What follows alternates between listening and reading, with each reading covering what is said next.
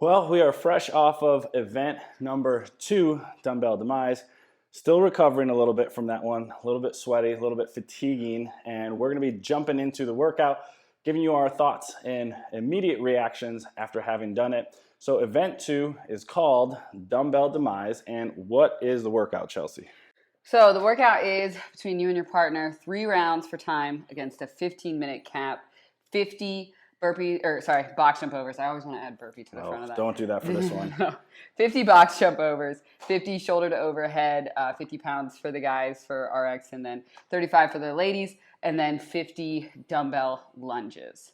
And then you get, at the 15-minute mark, you get a 1-minute break, and then at the 16-minute mark, you start 50 single arm synchro dumbbell thrusters for time. So just 50, but you have to synchro them up. Yeah, and so this workout is 2 scores. That first score is going to be however long it takes you to either complete the part A or how many reps you get at that 15-minute mark. Score number 2 for part B is however long it takes you to put those 50 synchro thrusters together. So we took this one on. Well, this is actually the second time we did it. We tested this one, didn't film that one. So we wanted to come back, do it again, film it to give you some reactions. So Chelsea, our second time doing it, what was our strategy like going into this one? Well, I think we both kind of realized after we did it the first time that we probably could have pushed it a little bit more. So that was definitely in the back of our heads that we need to be doing some bigger sets here and pushing the pace a bit more, which I definitely think we did, because I feel much differently today than I did the first time we did it. Yeah, and this is another one of those when you're strategizing with your partner, figuring out if one of you is a box jump over wizard, maybe have them do more. If somebody's good shoulder overhead, maybe they do more. Because I would say, in my opinion, the crux of this workout is going to be those shoulder overhead in the middle, where you can hit a wall or hit fatigue, and it feels like a grind to get through those reps. So that's what I kind of thought. Yeah, I definitely agree with that. And we had, the first time we did it, I took less reps on the shoulder overhead, realized I could do more reps, so we kind of changed it as we went. And then this time, straight out the gates, we had a solid number in place that was right at my limit, and I think close to your limit too, as we got into the end of round 2 and into 3. Yeah, and we'll tune in and watch this one with you, but what you're going to find is that first round might feel pretty good. Yeah. Round 2 it sets in, and then round 3 is really where you can make your money. So let's take a look at the workout. So you can see we've got the setup here. 2 boxes, 2 sets of dumbbells. You are allowed to use some kind of a padded surface for your lunges, so feel free to pull that out as you're working through this. So 3, 2, 1. Chelsea, you're starting on the box jump overs. Yes, and I do like these a bit more. I took like 1 more rep than you did, but I wouldn't suggest doing more than 15 at a time, just because you'll kind of hit a wall and you won't be able to increase your pace anymore. So the smaller sets are helpful, smallish sets are helpful in being able to continue to keep them quick and not hit a phase where you're kind of slowing down a little bit through them. Yep.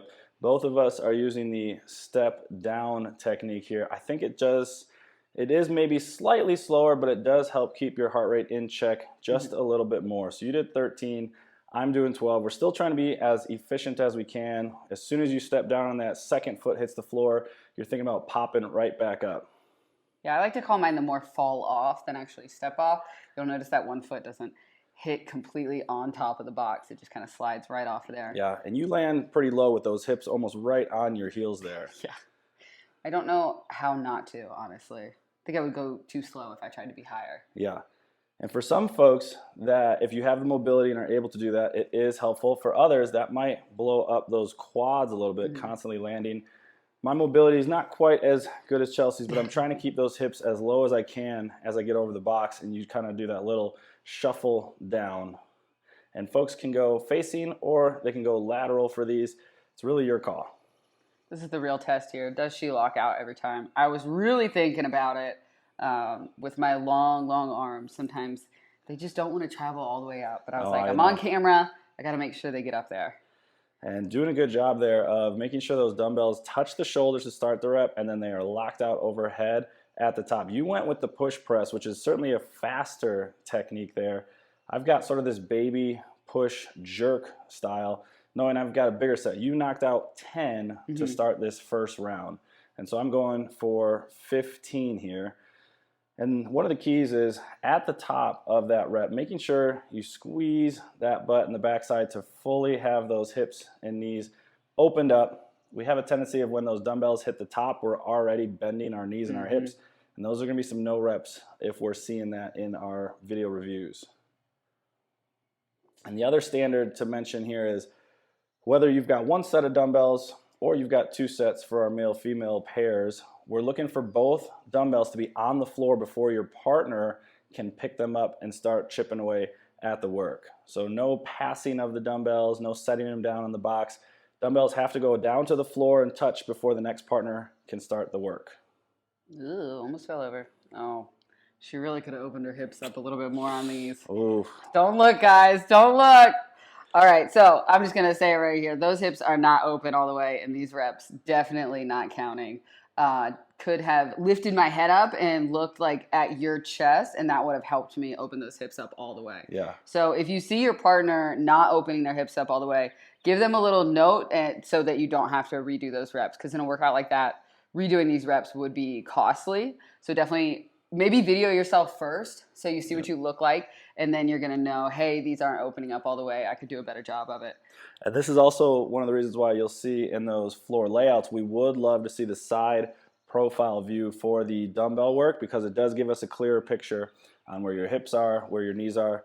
And the other thing that I think would be helpful in this move, just like those shoulder overhead, is that squeeze of the butt at the top. If you really squeeze your butt, it's going to force those hips to shoot forward just a little bit as you work through these reps. And I will say the other standard for this movement is you're allowed to hold those dumbbells however you like. So you're going with more of a farmer's carry here, almost like a strongman type hold. It would have been more helpful to have them on my shoulders, because then I would have stood up all the way. I do know that having those dumbbells in front of me kind of pulls me down more. It's not an excuse. I should have stood up all the way for sure. And then that baggy shirt I'm wearing doesn't really help either. It definitely covers up that little detail there. Purposefully chose black shorts, baggy shirt, smart move for online qualifiers. The bats are going to be in the comments on this one. Yeah. So that first round, about 4:15, 4:18, something like that, and we're right back to it. How did you feel coming out of the first round? I felt fine. It wasn't until probably like halfway through the shoulder to overheads on the second round that it started to get me. I agree. I came off the first round. I was like, my legs are maybe just a little heavy, but nothing too bad. And it's funny because you look at the clock, you're like, wow, we've already been working for 4 minutes and 20 seconds. But really, it's half of that, because for us, we were splitting the work a lot. So just making sure you're ready for those box jumps or box step overs after those lunges. Sometimes those quads and legs can be a little heavy getting into that next set. But you're picking up the pace here on these box jumpers. I can tell like there's a sense of urgency here.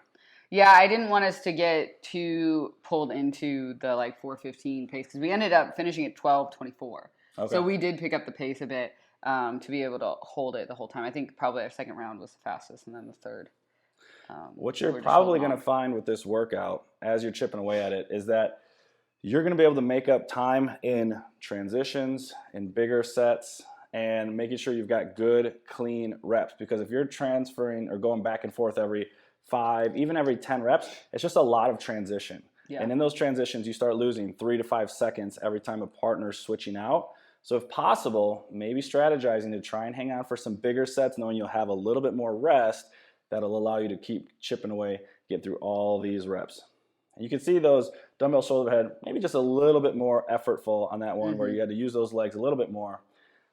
I would certainly recommend using those legs as much as you can early on to help you in the later stages of this workout, because not a lot of shoulders going on in these 3 movements between jump overs, lunges. The only movement you got to use those shoulders for is these shoulder to overhead with the dumbbells. So, try and use the legs as much as you can to give you that little extra oomph. Yeah, I was not going to redip. I don't like being under tension that long with those dumbbells overhead, so the faster I can get out of it, the better. Yeah, and if you know in your head, hey, I can knock out 10, 12, 14, 15 push presses, certainly a faster. I mean, even just that little baby dip for me cost me a little extra time, but it does help me just get a little less fatigue in those shoulders for these bigger sets. I don't even want to watch myself do these lunges again. They're so bad. We'll see if we they don't get better or worse. No, they get worse for sure. Look at that lean, that 45-degree angle in my back right there. Terrible. So I think it's a good point that you made, though, of like where your eyes go, your hips tend to follow. I'm just like staring at the ground, which is not helpful either. Yep. And so this is the risk reward that you can potentially run when we start trying to move quicker, right? We want to get those reps in as fast as we can for a good score. We also want to make sure those reps are good. One of the standards you'll see for our lunges is that we want those shoulders to be behind the dumbbells at the top. Sometimes that can help, similar to a deadlift, where if we have those shoulders hunched forward, it usually means we're not standing the weight all the way up. So same thing here with those lunges. We're trying to get those shoulders behind the dumbbells, and then think about squeezing the hips at the top. Yeah, I was just doing it so we could show what not to do, for sure. Beautiful demonstration what was here. in my head the whole time. So the second time through, we kept all the same rep schemes. You Yeah. were doing 13 here. I was doing 12. Was there any fatigue or anything in those legs, or were you feeling pretty good about knocking out 13? As my grip started to go. Ah, Holding those dumbbells at the back end like that. So you'll notice I had to kind of shift my grip into the middle. I don't know if it's just because like it was getting shut down at my shoulder on the top end. The grip was starting to go, but that was the only thing. I mean, I definitely was more tired. Yeah. Like I felt like the lunges were not as bad last time. and that was something I picked up on previously from some carrying and strongman work, is when you're holding things, whether it's dumbbells, kettlebells, etc., in a carry-like position, letting the dumbbells sit towards the front of your hand, towards your thumb and pointer finger, and holding the weight in your pinky, it is actually helpful for holding on to it longer. So something to test out. So we're into our last set of box jump overs now. We know this is the final round, so if there's any energy left in the tank, you can try and push it a little bit harder here. You have a really fast cadence, even with the step over technique, where I notice just me stepping down, then trying to rebound and get back to it is just a little bit longer. A little bit more methodical. Yeah. I'm a little more spastic with just falling off the box. I blame the extra 4 inches I have to travel up and down For sure. every jump. Well, if you notice, my head doesn't even elevate that much. Yeah. I'm just picking my feet It's up. almost like a knee tuck here. Yeah. There's no actual jumping involved. And I'll give you a little demonstration on the rebounding here. My last set of 12, I test out the rebounding and see what it feels like. And I mean, you can tell it is faster for me than doing a traditional step down and jump over, but it does get my heart rate elevated, gets those quads fired up a little bit more. So it's your call. Where do you want to push? Where do you want to rest with those jump overs? Yeah, if you and your partner are pretty good at some high volume stuff and you want to go halvesies on all of that, then I definitely think doing that rebound would be, beneficial, because you're going to get a good rest before you hop in on the next part anyways. Yep. And like we talked about in the beginning, I think the shoulder to overhead could be the crux. Some might even call it the bottleneck of this workout, because you can keep chipping away at step overs and jump overs. You can keep chipping away at lunges. But if you hit a wall or hit fatigue with pushing overhead, it's really tough to get some sets going here. So you might want to strategize with whoever your best presser is to give them more reps, but make sure they're in a position where they can keep chipping away at it. Yeah, you see I almost lost that one on the front side. And comment on Tux here, hanging out with us for the workout. Yeah, doing such a great job. Really not paying attention to us at all, nor caring as we continue to get more and more fatigued and start dying. Yeah, he really is. He's not going to save any lives, but he looks cute. We put him in there just for that exact feature. All right, so last set here. I'm starting to get that nice little baby jump in there along with the jerk. So if you start doing the math on it, that's probably about 90 shoulders overhead at that stage in the game. So yeah. So now we've got as much of a sprint to the finish as it can be. Still, though, those legs are now feeling a little bit of that fatigue. I noticed it certainly coming off the last set of shoulder overhead. Heart rate's up. Legs are feeling a little bit heavier. Yeah, I just wanted to be done at this point. Yeah.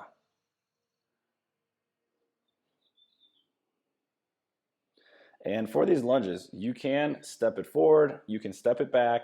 So whatever style you'd like, as long as that trail leg, the knee hits the floor, we're looking for feet to be together at the top of the rep. So you can hold those dumbbells however you'd like with a full grip on them. You can step forward, step back, whatever you'd like to do.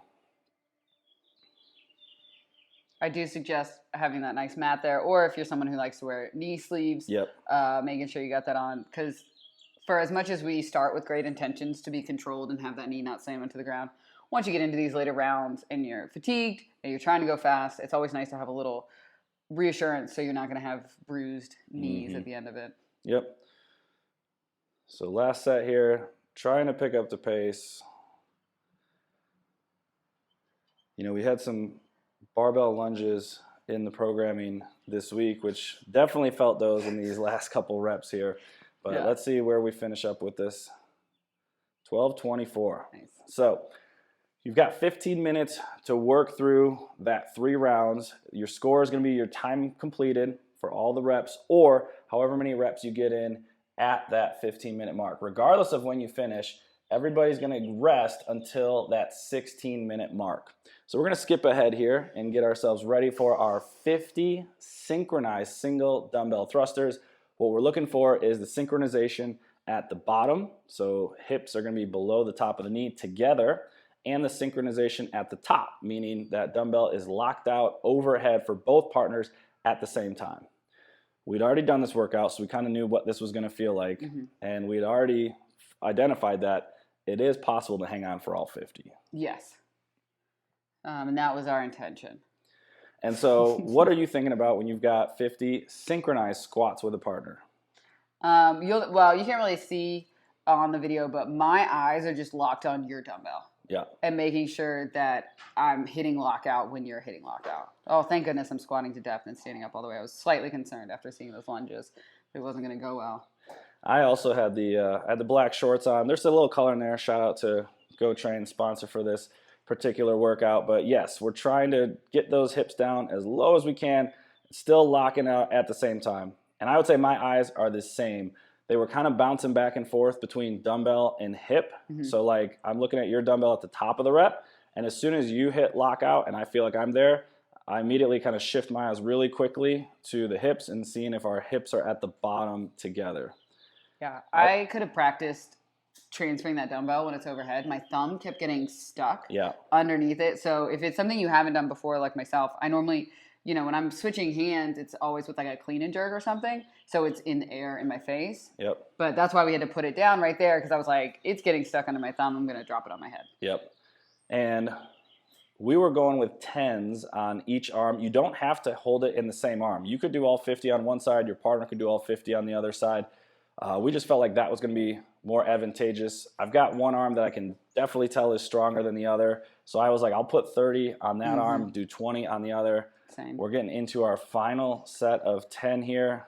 Overall, I'd actually say this was pretty well done. Yeah, but it didn't feel good. No.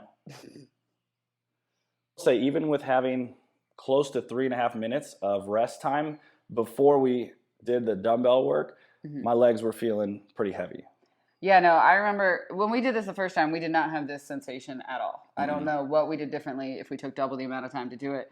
I know we took a few more breaks, and we had said we could definitely make it through without taking those breaks, but yeah, my legs were on fire.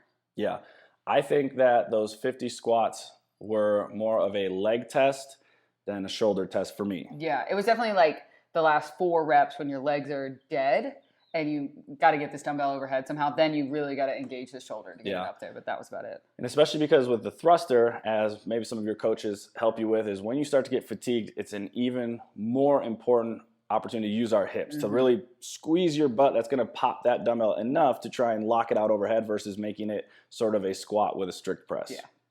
So that is Chelsea and I taking on event number 2, dumbbell demise, 3 rounds for time with that extra 50 synchronized thrusters there at the end. We're excited to see how you handle and how you tackle this one. If you have any questions or comments, be sure to reach out to us. We look forward to seeing you on the leaderboard, and good luck with week number 2. Bye.